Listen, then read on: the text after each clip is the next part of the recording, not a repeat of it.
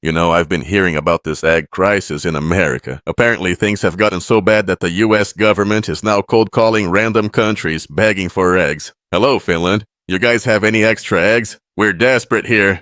That's right, the United States of America, the most powerful nation on earth, the country that put a man on the moon and invented the Cheeto, is now reduced to egg panhandling from Scandinavian countries. So get this. Finland, a country with more saunas than people, just had to turn down America's desperate plea for eggs. The head of the Finnish Poultry Association, which I'm guessing is just 3 guys in a sauna discussing chicken politics, basically told us, sorry America, our entire country's chicken population is like what you lose in one bad weekend of bird flu. Finland has 4 million laying hens total.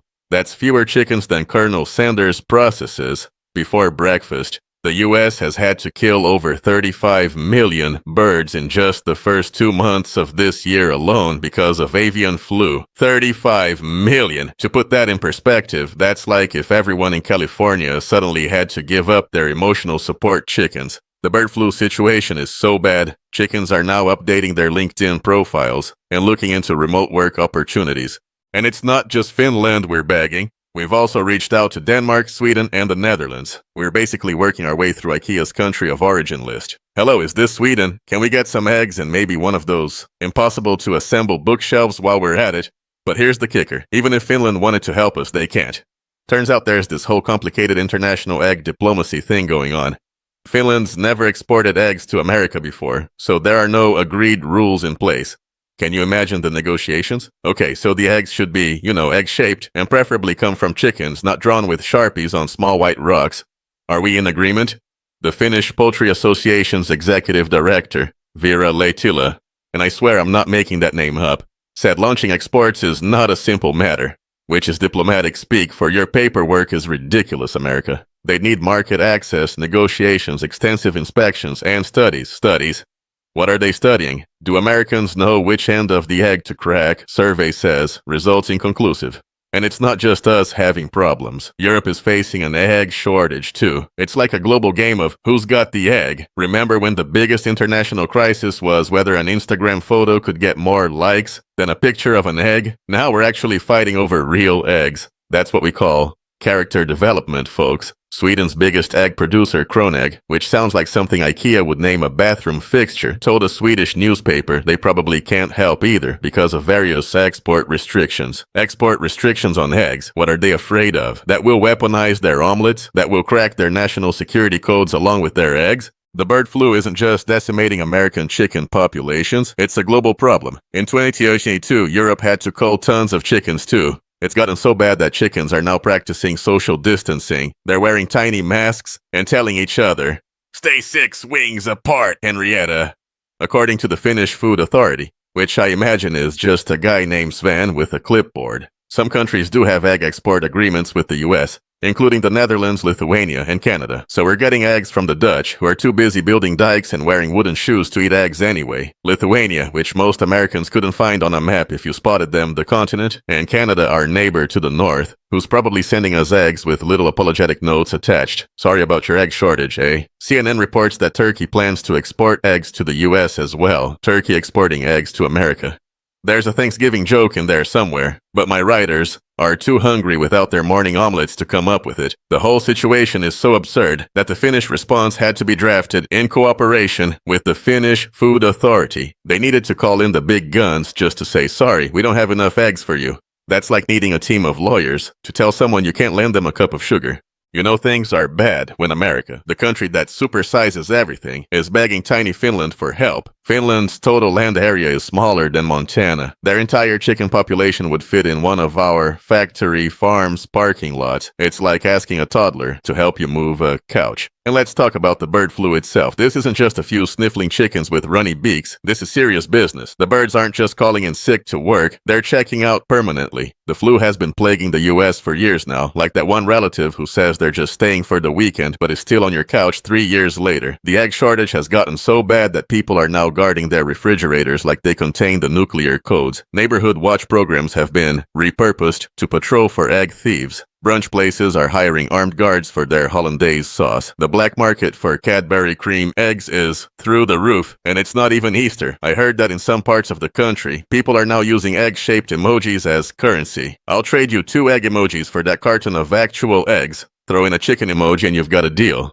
So there you have it, folks. The United States, a superpower that spends billions on defense, can't defend itself against a virus that's targeting chickens. We can send people to space, but we can't figure out how to keep our breakfast supply chain intact. Maybe instead of building a wall at the southern border, we should have been building chicken bunkers. In the meantime, I guess, we'll all have to get used to eggless breakfasts, bacon and nothing. Pancakes without the batter, just a sad piece of toast. Or maybe we'll have to start using those plant-based egg alternatives. You know, the ones made from mysterious yellow beans that taste like what a chicken would lay if it were really into yoga and had a gluten intolerance. So next time you see an egg, treat it with respect. It's rarer than a politician telling the truth or a celebrity marriage lasting more than 2 years. That little oval of cholesterol is now more precious than gold. And if you happen to know any chickens, maybe send them some vitamin C and tell them to wash their wings. We need all the help we can get. Ladies and gentlemen, welcome to another night of How Much Does Lying Cost? America's favorite game show where we find out exactly how expensive it is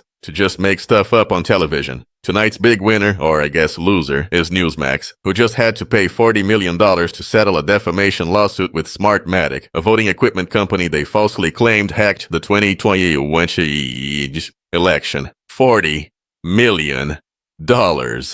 That's right.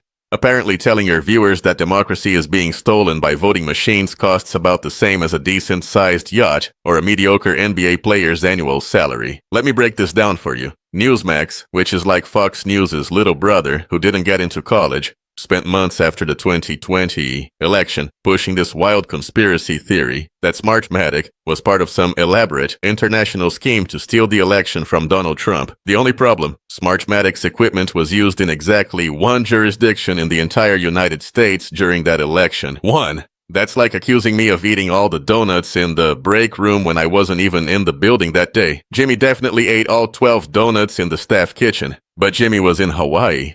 Still suspicious. The settlement details were originally kept quiet when they reached it back in September. Probably because $40 million is an embarrassing amount of money to pay for something you could have avoided by just, I don't know, checking facts. But then Newsmax had to disclose it in a March 7th financial filing because apparently when you lose $40 million, you have to tell people about it. Who knew? And get this, they've only paid $20 million so far. They're on an installment plan for their lies. It's like they went to rent a center for defamation. How would you like to pay for these falsehoods? We offer convenient monthly payments. And in what has to be the most awkward consolation prize ever, Newsmax also offered Smartmatic the option to buy stock in the company. Hey, we know we told millions of people you're an evil corporation that stole an election, but would you like to become a partial owner of the company that said those things? No hard feelings, right? That's like hitting someone's car and offering them a chance to buy your dented bumper as compensation. The Newsmax spokesperson declined to comment beyond their previous statement, which I imagine was something like, "We regret that we got caught," or "Turns out truth actually matters in court. Who knew?" But Newsmax isn't the only one paying up for these election lies. One American News, which is like if your angry uncle's Facebook posts became a TV network, already settled with Smartmatic for an undisclosed amount, and Fox News had to pay Dominion Voting Systems a whopping $787.5 million last year. That's almost $1 billion. For context, that's about what it cost to make 4 Avatar movies. Except instead of creating a fantasy world with blue aliens, Fox created a fantasy world where voting machines changed votes while being controlled by Venezuela or Italy or space or whatever the conspiracy theory was that week. Smartmatic is still going after Fox too, with a $2.7 billion lawsuit that a New York appellate judge recently said can proceed. $2.7 billion. That's not a fine. That's a GDP. There are small countries with less money than what Smartmatic is asking for. Fox executives must be sweating more than Rudy Giuliani at a press conference near a landscaping company. What's really fascinating about all these cases is that they're being watched closely by First Amendment scholars as tests of whether libel law could be an effective tool for curbing misinformation. In other words, can we sue people into telling the truth? Because apparently journalistic integrity and basic human decency weren't quite cutting it. The Dominion case against Fox was particularly revealing because the legal process made public all these internal Fox messages showing that their hosts and executives knew what they were saying was false. They were texting each other like, "This is insane," and "We're all going to look like idiots if we keep covering this." While on air, they were like, "Is your voting machine secretly a communist? Tune in at 8 to find out." It's like catching someone texting, "This cake is terrible," while telling the baker to their face, delicious." What's truly mind-boggling is that Smartmatic equipment was only used in Los Angeles County during the 2020 election. Nowhere else. Not in Georgia, not in Arizona, not in Pennsylvania. Just LA County, which Biden won by like 1 million votes anyway. It would be like accusing me of fixing the Super Bowl when I wasn't even watching the game and was actually at a Taylor Swift concert that night. The accusation doesn't even make logical sense. But logic has never stopped a good conspiracy theory. These networks were claiming that Smartmatic was sending votes to be counted in Venezuela or Spain or wherever, as if votes are like those little pneumatic tubes at the bank drive-thru. Whoosh! There goes Wisconsin straight to Caracas. That's not how voting works. That's not how anything works. The most amazing part of all this is that these news networks are basically admitting that they lied by settling these cases. If they truly believed what they were reporting was accurate or even just protected opinion, they would have fought these cases in court. But nope. They looked at the evidence against them and said, "You know what, we'll just pay you tens or hundreds of millions of dollars to make this go away." That's not what innocent people do. That's what people who know they're busted do. And it's not like $40 million or even $787 million will bankrupt these companies. For Fox, that Dominion settlement is like 3 months of Tucker Carlson's bow tie budget. These are just the costs of doing business for them. Let's see, we've got electricity bills, studio rentals, salaries, and $800 million for lying about an election. Just put it in the miscellaneous expenses column. What's really sad is that millions of people believed these lies. They trusted these networks to tell them the truth, and instead, they got fed conspiracy theories that undermined faith in our democracy. And for what? Ratings? To keep viewers happy? To please certain political figures? Whatever the reason, it clearly wasn't worth $40 million. I wonder if there's a line item in Newsmax's budget now that just says future defamation settlements with a blank check attached. Well, we're planning to lie about 3 to 4 major corporations this quarter, so let's set aside about $100 million just to be safe. The irony is that these same networks often rail against frivolous lawsuits and people who don't take personal responsibility. Yet here they are, paying millions because they couldn't be bothered to verify basic facts before broadcasting them to the nation. It's like a personal injury lawyer slipping on their own "caution, wet floor" sign. And let's not forget, these lawsuits are just for the lies about voting machine companies. There were so many other false claims about the 2020 election that haven't resulted in legal action yet. It's like getting fined for 1 parking ticket when you've illegally parked your car every day for 2 years. I'm starting to think these networks should just cut out the middleman and set up direct deposit for voting equipment companies. Here's your monthly payment for the lies we're currently telling about you. We'll adjust the amount based on how outrageous we get. The lesson here seems pretty clear. Truth matters. Not just in some abstract moral sense, but in a very concrete, this could cost you $40 million sense. Maybe next time, before broadcasting conspiracy theories about election fraud, these networks will ask themselves, is this worth $40 million? Or better yet, is this actually true? But who am I kidding? They'll probably just build defamation settlements into their business model. Our 5-year forecast includes growth in our primetime lineup, expansion into streaming, and approximately $500 million in payments to companies we plan to lie about. So remember, folks, the next time someone tells you that there's no consequence for spreading misinformation, you can tell them it costs exactly $40 million, or $787.5 million, or potentially $2.7 billion. Turns out the truth isn't just morally right, it's also a lot cheaper. And that's our show for tonight. Tomorrow we'll be discussing how much it costs to lie to your spouse about where you were last night. Spoiler alert, it's a lot less than $40 million, but the emotional damage is about the same. Ladies and gentlemen, welcome to another night where I get to tell you how your retirement savings are doing. Spoiler alert, not great. The US stock market just lost $5 trillion in value in 3 weeks. That's right, trillion with a T.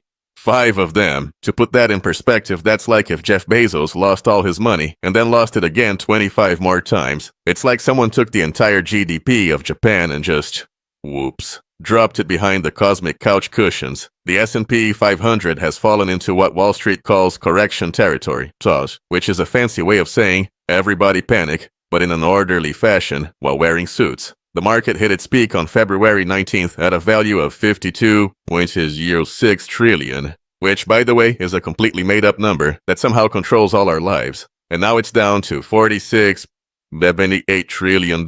I don't even know how to conceptualize these numbers anymore. It's like trying to count the individual pieces in a ball pit at Chuck E. Cheese after a kindergarten birthday party. It's just chaos with occasional screaming. And why is this happening? Well, partly because of our president's favorite hobby, trade wars. Nothing says stable economic policy like randomly threatening tariffs on our largest trading partners via tweet at 3 a.m. It's like playing economic Jenga while riding a mechanical bull. The market loves stability and predictability, and our current administration offers all the stability of a caffeinated squirrel on a tight rope. There's now something economists are calling an uncertainty tax, which isn't a real tax, but more like the emotional toll of never knowing if tomorrow the president will declare that all American businesses must relocate to Mars or face a 500% import duty. We're also seeing signs of slowing economic growth with weak consumer sentiment surveys. That means regular people, the ones who actually buy things, are feeling nervous about the economy. Even Walmart is giving tepid outlooks, and when Walmart is worried, we should all be worried. That's like when the cockroach starts buying emergency supplies. You know something bad is coming, but the biggest factor might be the great AI bubble deflation of 2025. Remember when everyone was like, AI is going to change everything. It's going to fold your laundry and write your wedding vows and perform your appendectomy while composing a symphony. Well, it turns out that maybe, just maybe, some of those stocks were a teensy bit overvalued. Since February 19th, Nvidia, the company making all those fancy AI chips, is down 17%. The hilariously named Magnificent 7 ETF, MAGS, which tracks all those big tech companies we worship like gods, has fallen 16%. I love that we named our most important stocks after a Western movie. What's next? The Godfather Index? The Star Wars portfolio? Invest in the Avengers Fund because your money needs a superhero.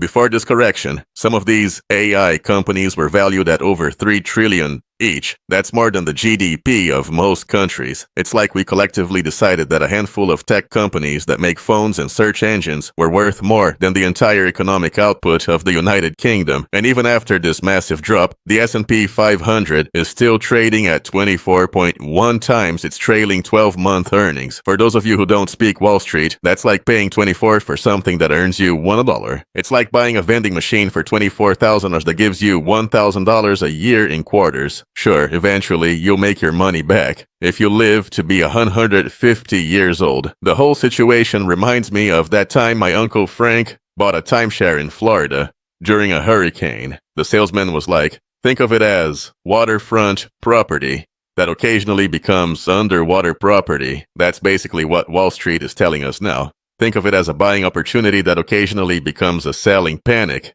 You know who's really feeling this market correction? The tech bros who've been insufferable at parties for the last 5 years. Oh, I'm in tech. Yeah, my stock options are worth more than your house.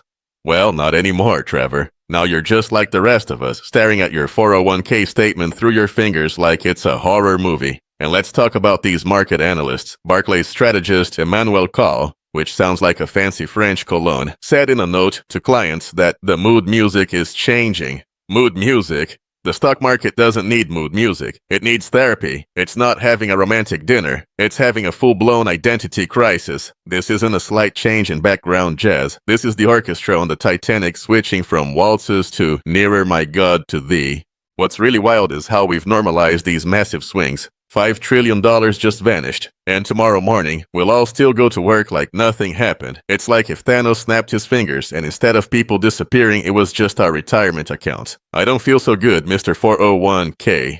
The funniest part about all of this is that we pretend the stock market is some rational, scientific system, when really, it's just millions of people making emotional decisions based on fear, greed, and whatever Jim Cramer yelled about last night. It's basically a very expensive mood ring for our collective economic anxiety. And right now, that mood ring is turning the color of, oh no, not again. Remember when people were saying AI was going to take all our jobs? Well, congratulations. AI stocks just lost enough value that now you might not have a job for AI to take. Problem solved. It's like worrying about sharks in the ocean while your boat is sinking. Suddenly you have bigger problems. And don't get me started on how we measure this stuff. The S&P 500 is just 500 companies that some committee decided were important. It's like if we decided the health of the American people by only checking the temperature of everyone named Steve or Jennifer. Sure, it gives you some information, but maybe not the complete picture. What's really happening is that we've built this entire economic system on vibes. Good vibes? Stocks go up. Bad vibes? $5 trillion disappears faster than my dad when someone mentions helping with the dishes. And right now, the vibes are not great. So what should you do with your money during these troubled times? Well, I'm not a financial advisor.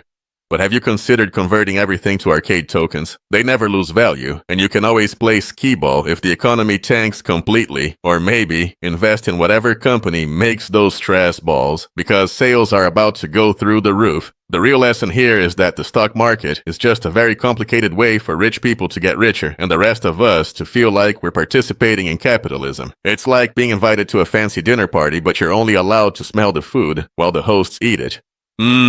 Smells like prosperity.